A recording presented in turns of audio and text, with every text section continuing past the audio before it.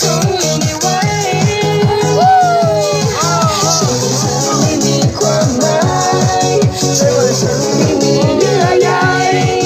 ใช่ว่าใจฉันตัดเธอได้เสียดายทิ้งกันไป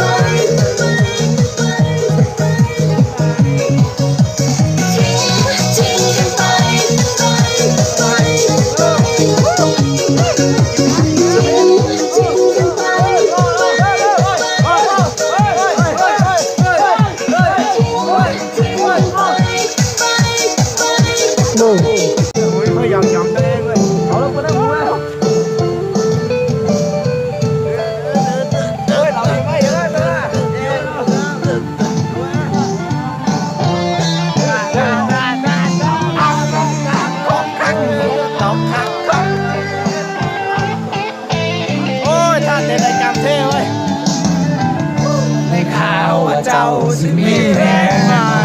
เสียวอ้ายไปทิมไม่ใส่สิให้เสียใจผู้เดียวสันบอก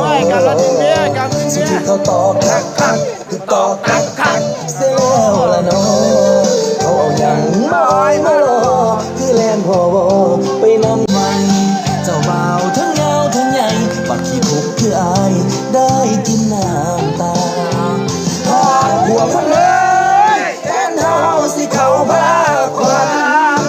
เสียงเขาร้องกันจนหน้าสนั่นเสียงดังตักส่วนนี้มาขี่ใส่ใจของอายคักอารมณ์ของคนอกหักขออย่าเอามือฟาดบาดเจ้าบ่าว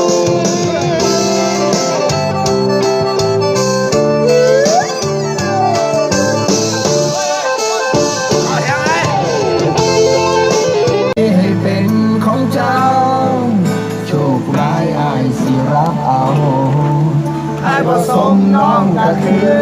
อ